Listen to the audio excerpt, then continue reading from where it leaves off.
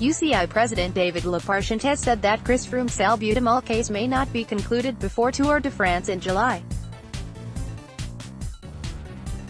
Lappartient, who was voted in last September, told Cyclingnews that he had hoped the case would be resolved before the Giro d'Italia but now said that it could carry on through the French Grand Tour.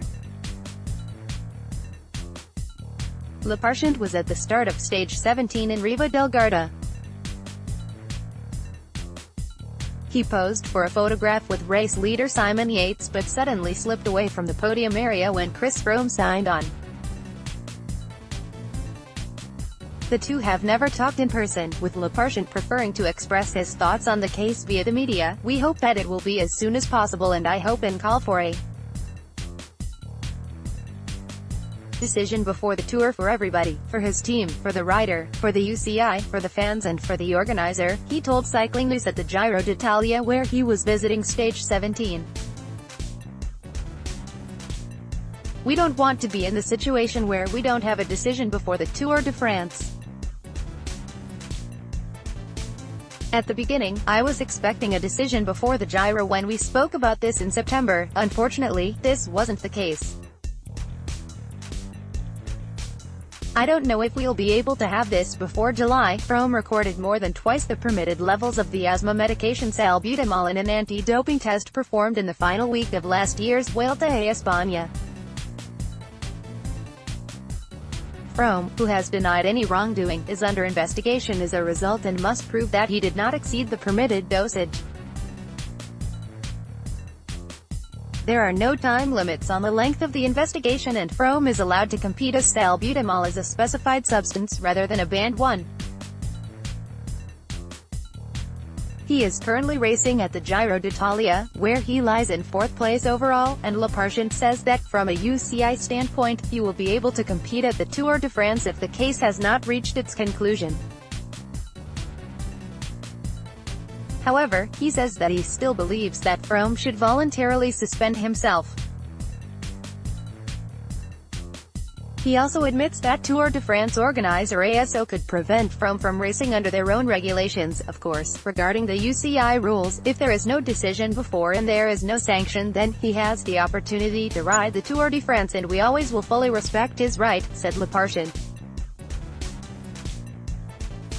"I made a statement before that I consider the best way for everybody would be for him not to ride. I keep and maintain my position, however, we recognize that he has a right and we don't challenge this.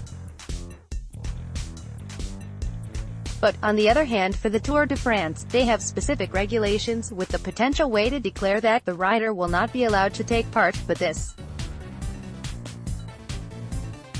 is not under the UCI rules. This is a specific regulation of the event and image of the race. This is not what we want and it's not what the organizer wants. For me, this is better when the institution takes the decision and our jurisdiction bodies take the decision and we don't want the organizer to take the decision." Though Froome is allowed to race while the investigation is ongoing, it remains unclear whether or not his results will stand or be removed should it result in a suspension. The rules on the matter are unclear and reports have varied as to what might happen.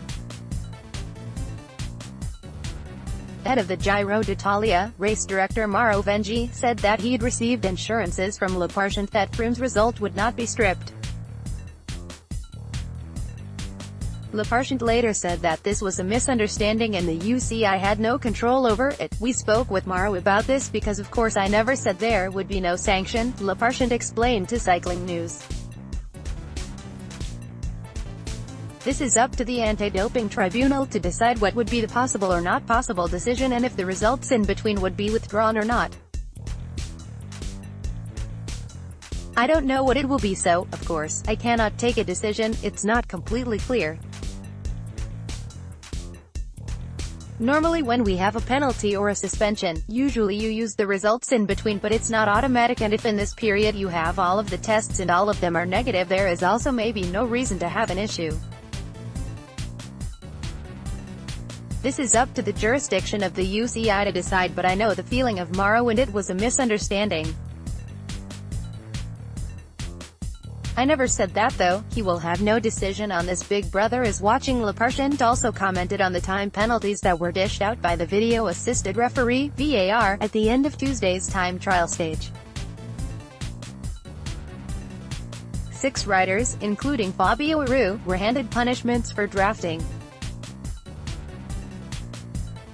The VAR was introduced for this year after the furore over the decision to throw Peter Sagan out of last year's Tour de France. "I would say Big Brother is clocking you," he said. "They have to understand that wherever they are in the race, we are watching what is happening, and yesterday it was a demonstration of that. The video commissaire is very, very useful.